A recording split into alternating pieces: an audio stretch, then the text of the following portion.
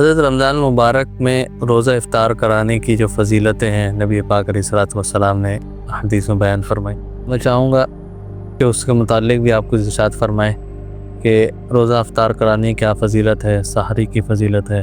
دیکھیں، رمضان المبارک کا ہر عمل جو ہے بڑا بہترین اور اجر و ثواب سے بھرپور ہے۔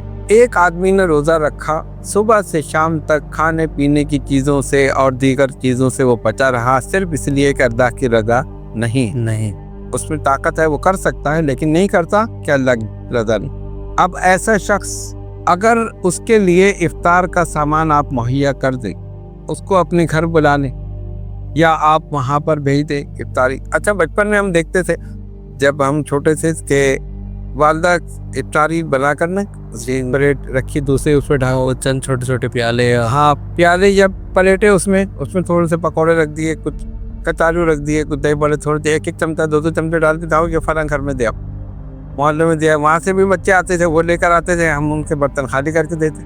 ہم سوچتے یہ کیا؟ وہ کہتے اس کا بڑا اجر و ثواب ہے، ایک دوسرے کو روزہ افطار کرانا۔ اور ترمذی کی حدیث ہے کہ نبی پاک علیہ الصلوۃ والسلام نے فرمایا، جس نے کسی مسلمان کا روزہ افطار کرایا، جہنم سے خلاصی اور اس کی مغفرت۔ واہ واہ، کتنی بڑی بات! صرف روزہ افطار کرانا، اور اس میں کون سی محنت لگتی؟ بھائی آپ افطار کر رہے ہیں، آپ نے دوسرے کو بھی کرا دیا۔ اچھا، اسی لیے آپ دیکھتے ہیں کہ لوگ عام طور پہ بھی کراتے ہیں، یعنی ایک تو ہوتا ہے نا گھر بلا کے، ایک ہوتا ہے کہ جیسے روڈ پر اب ٹریفک میں لوگ پھنسے ہوئے ہیں تو کوئی ہے وہ کھجوریں بانٹتا ہوا جا رہا ہے، جی ظاہر آپ سگنل ہو گیا یا ویلفیئر کے تحت بھی الحمدللہ اس کا ہاں الحمدللہ یہ کے حساب سے سلسلہ جاری ہے۔ ٹھیک ہے، یہاں پر ہمارے گلبہار کے علاقے میں ناظم آباد میں جو ہے باقاعدہ ہمارے کارکنان افطار سے پہلے دسترخوان بچھاتے ہیں اور شربت بناتے ہیں، اور بلا معاوضہ، یہ نہیں کہ وہ کوئی پیسے لے رہے، والنٹیئر طور پر اللہ کی رضا کے لیے، ثواب کی خاطر۔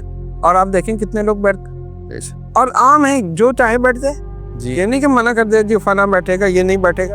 لوگ گزرتے ہوئے بیٹھ رہے ہیں، آتے جاتے بیٹھ رہے ہیں، چلتے پھرتے جو وہ بیٹھ رہے ہیں، کتنے لوگ افطار کرتے ہیں، اور اس کا آپ دیکھیں اجر و ثواب کتنا ہے۔ صحیح۔ تو اس لیے ہمیں یہ چاہیے کہ ہم اس سلسلے میں کوشش کریں۔ الحمدللہ سمنانی ویلفیئر کے تحت ہر سال یہ اہتمام ہوتا ہے، اور انشاءاللہ اس سال بھی ہوگا الحمدللہ۔ اور ہمیں یہ بھی خوشی ہے کہ ہمارے جتنے بھی کارکنان ہیں وہ صرف اللہ تعالیٰ کی رضا اور خوشنودی اور حصول ثواب بے شک اس کے لیے کام کرتے ہیں۔ تو اس لیے جو بھی حضرات ایسا کر سکتے ہیں۔ اچھا، اس میں دو صورتیں ہیں، ایک تو یہ کہ آپ خود کریں، یا جو لوگ کر رہے ہیں ان کے ساتھ تعاون کریں۔